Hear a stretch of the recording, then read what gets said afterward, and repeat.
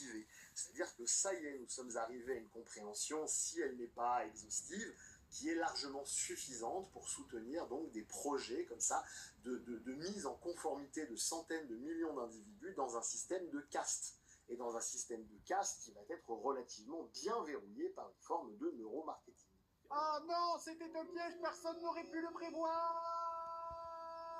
C'est André Malraux qui disait « Une civilisation me paraît se définir à la fois par les questions qu'elle pose, mais aussi par celles qu'elle ne pose pas. » Je crois qu'il serait grand temps de se poser quelques questions concernant l'éthique de ce genre de futur que nous sommes en train de laisser à nos enfants.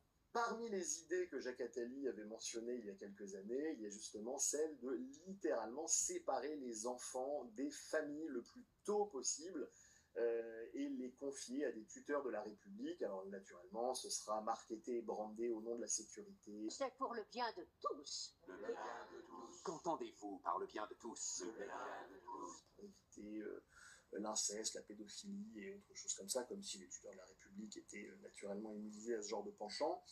Mais ça aura donc l'avantage de créer une génération complète d'attachement insécure, favorisant ainsi le pouvoir en place et rendant la République et la démocratie absolument indéboulonnables.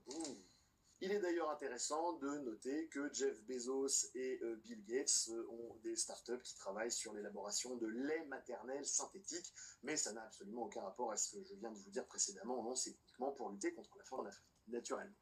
D'abord, ce sont nos amis. Ce sont nos frères, quasiment. Et ensuite, nous exploitons là-bas les mines de diamants, les puits de pétrole, le gaz, l'uranium. Oui, oui. Oui, puis c'est un peu la France. Oubliez ça, Hubert. Oubliez le temps béni des colonies.